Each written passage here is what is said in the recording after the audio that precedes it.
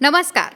कहा जा रहा है कि बिहार में साल के अंत में विधानसभा चुनाव होंगे, लेकिन संकेत ऐसे मिल रहे हैं कि बिहार में समय से पहले चुनाव कराया जाएगा और इसको लेकर के कई जो संकेत हैं वो मिलने लगे हैं। हमारे साथ चंद्रकांत जी मौजूद हैं, हम उनसे इसी बारे पे चर्चा करेंगे। चंद्रकांत जी, बिहार में क्या समय से पहले चुनाव कराए जा सकते हैं? देखिए, राजनीति में बहुत सी चीज़ें संकेतों में समझी जाती हैं। तो बिहार में इन दिनों सत्र चल रहा है और ये बजट सत्र है।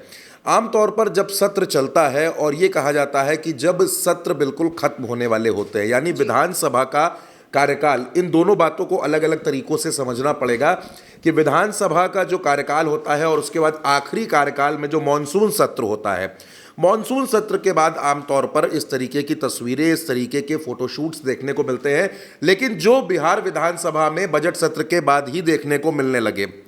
आखिर सवाल ये उठ रहा है, तमाम राजनीतिक विश्लेषक ये बात पूछ रहे हैं कि आखिर अभी फोटो सेशन की ऐसी ज़रूरत क्या थी, क्योंकि अभी तो सत्र बाकी है। बिहार में कहा यह जा रहा है कि विधानसभा चुनाव अक्टूबर नवंबर के आसपास होंगे और मानसून सत्र जो होता है वो आप जानती हैं जुलाई के आसपास, अगस्त के आसपास होता है। तो अगर ये फोटोशूट कराना था तो ये उस वक्त कराया जा सकता था, लेकिन क्योंकि ये फोटोशूट कराया गया है तो ये सवाल उठ रहा है कि क्या बिहार में समय से पहले चुनाव हो जाएंगे, पहली बात। दूसरी बात ये है दोस्तों कि चुनाव आयोग जब किसी भी राज्य में विधानसभा का कार्यकाल 4 साल 6 महीने का हो जाए या देश में लोकसभा का कार्यकाल 4 साल 6 महीने पूरे कर लेगा अपने, तो चुनाव आयोग को यह स्वतंत्र अधिकार है कि वो कभी भी चुनाव की घोषणा कर सकता है। और नीतीश कुमार को जानने वाले लोग, नीतीश कुमार के इर्द गिर्द रहने वाले लोग बार बार इस बात के संकेत दे चुके हैं कि नीतीश चाहते हैं कि बिहार में विधानसभा चुनाव तय समय से पहले कराया जाए। क्यों कराया जाए, उसके पहले भी नीतीश कुमार अपना एक कारण देते हैं। कारण क्या है? अब वो ये कहते हैं कि क्योंकि बिहार में जब चुनाव होते हैं तो छठ पूजा के दरमियान होते हैं। मुंबई, दिल्ली, गुजरात और देश के अलग अलग इलाकों में रहने वाले जो बिहार के लोग हैं वो छठ पूजा मनाने के लिए, आप जानती हैं उनके लिए दिवाली से बड़ा त्यौहार छठ पूजा होती है, तो वो छठ पूजा मनाने के लिए बिहार आते हैं। छठ पूजा खत्म करके वो अपने अपने काम पर लौट जाते हैं और चुनाव उसके बाद होते हैं। ऐसे में जो वो वोटर्स हैं उनका फ़ायदा जेडीयू को नहीं मिल पाता या इलेक्शन में उसका फ़ायदा नहीं मिलता है। तो नीतीश को ऐसा लगता है कि अगर समय से पहले चुनाव करा लिए जाए तो जो ये वोटर्स हैं ये भी बिहार आएंगे और इसका फ़ायदा हमको मिलेगा, पहली बात। दूसरी बात यह है कि नीतीश कुमार शायद मुस्लिम वोटर्स की नाराज़गी को भांप रहे हैं। बिहार में 18% मुस्लिम वोटर्स हैं जो गेम चेंजर हैं, जो राजनीति को पलट सकते हैं। अभी हाल ही में 2024 का जब लोकसभा चुनाव हुआ तब चौंकाने वाला आंकड़ा यह है कि 87% मुस्लिम वोटर्स आरजेडी और कांग्रेस के साथ चले गए। नीतीश इसको भी देख रहे हैं। देखिए, नीतीश की जो पार्टी है जेडीयू बिना मुस्लिम वोटर्स के सर्वाइव ही नहीं कर सकती और नीतीश इस बात को जानते हैं। तभी आपने देखा कि इफ्तार पार्टीज़ में वो टोपी लगा करके घूम रहे थे, हाथ जोड़ रहे थे मुस्लिमों के सामने। इसके बावजूद तमाम मुस्लिम धर्मगुरु उनके इफ्तार पार्टी से दूरी बनाए थे। क्यों बनाए थे? क्योंकि वक्फ बिल के मसले का जो विरोध है वो बड़ा होता चला जा रहा है और नीतीश इसको भी देख रहे हैं कि ये मामला ज़्यादा बड़ा हो रहा है।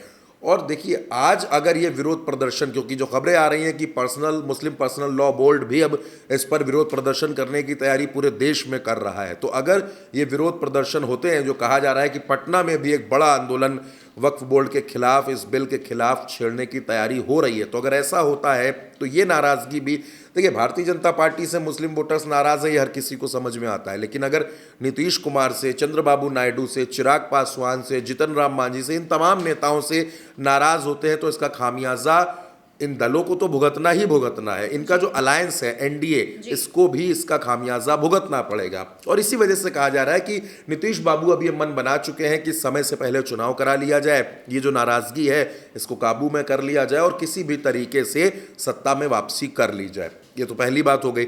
दूसरी बात ये कही जा रही है कि नीतीश कुमार ये सोच रहे हैं कि कहीं भारतीय जनता पार्टी जो लगातार बिहार में काम कर रही है, मेहनत कर रही है, बीजेपी को लगता है कि इस बार ये मौका ऐसा है कि हम अपना मुख्यमंत्री बना लेंगे, तो नीतीश उस प्लान को भी नाकाम करना चाहते हैं। देखिए, ये शायद अपने आप में एक अनूठा अलायंस है कि सब एक दूसरे के साथ भी हैं और सब एक दूसरे की जड़ें भी काट रहे हैं। चिराग पासवान बिहार में लॉ एंड ऑर्डर पर सवाल खड़े कर रहे हैं। लॉ एंड ऑर्डर किसके कंट्रोल में? नीतीश के कंट्रोल में। नीतीश मुख्यमंत्री भी हैं और गृह विभाग भी नीतीश के पास है, तो वो किस पर निशाना साध रहा है। दूसरी सबसे बड़ी बात आप देखिए, नीतीश कुमार इफ्तार पार्टी का आयोजन करते हैं, उसमें चिराग तो पहुंच जाते हैं, लेकिन उपेंद्र कुशवाहा जो इस अलायंस का एक महत्वपूर्ण हिस्सा है, कुशवाहा होटल्स पर उनकी एक मजबूत पैठ है, वो इस इफ्तार पार्टी में नहीं जाते हैं। तो सवाल तो फिर घूम कर वहीं आता है कि एनडीए में all is not well, Bihar के अंदर सब कुछ ठीक नहीं चल रहा है, और इसी वजह से नीतीश कुमार को ऐसा लगता है कि अब वो बिहार में अगर समय से पहले चुनाव करा लेते हैं तो इसका फायदा उनको मिलेगा, उनकी पार्टी को मिलेगा। और ये जो फोटो सेशन अवंतिका हुआ बिहार विधानसभा में, इसने असल में कई सवाल खड़े कर दिए। तमाम राजनीतिक पत्रकार, तमाम राजनीतिक विश्लेषक इस पर बात कर रहे हैं कि आखिर इसकी ज़रूरत क्या थी, ये बड़ा गैर ज़रूरी सा था। और इस पूरे सत्र में नीतीश कुमार की जो झुंझलाहट आपने देखी है, नीतीश कुमार के अंदर एक अजीब तरीके की जो आपने बेचैनी देखी है, राबड़ी देवी पर उन्होंने जिस तरीके की टिप्पणियां की, तेजस्वी यादव के साथ जो कुछ किया, और जो इशारे, जो बयान नीतीश कुमार के आपने देखे, ये तमाम चीज़ें ये बताती हैं कि नीतीश कुमार सत्ता को लेकर बड़े अधीर होते जा रहे हैं। दूसरा, अपने बेटे की लॉन्चिंग करनी है निषाद कुमार की, वो भी एक प्लान उनके दिमाग में काम कर रहा है। तो तमाम इन प्लान के बीच में नीतीश को ऐसा लगता है कि अगर चुनाव समय से पहले करा लिए जाए तो इसका फ़ायदा मिलेगा। फ़ायदा कितना मिलेगा ये फिलहाल इस बारे में कुछ नहीं कहा जा सकता, लेकिन एक बात मैं आपसे चलते चलते इतनी सी ज़रूर कहूँगा कि नीतीश कुमार फंस गए हैं। वो फंस गए हैं भारतीय जनता पार्टी के बनाए हुए, बुने हुए इस जाल में।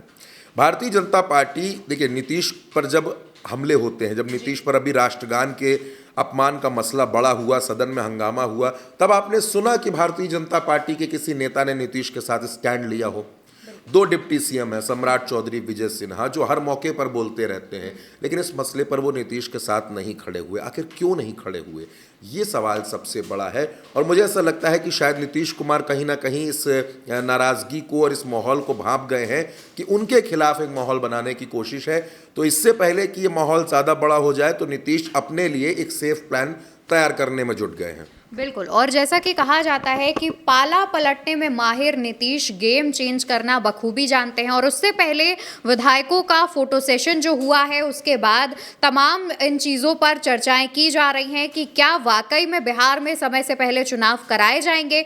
फिलहाल इस पर हमारे साथ चंद्रकांत जी ने भी कई बातें शेयर की आपसे। अब इन बातों को देखकर आपको क्या लगता है, आपकी क्या राय है, उसका जवाब कॉमेंट सेक्शन में दीजिएगा। इस वीडियो को ज़्यादा से ज़्यादा लोगों तक पहुँचाइएगा और साथ ही चैनल को सब्सक्राइब करिएगा।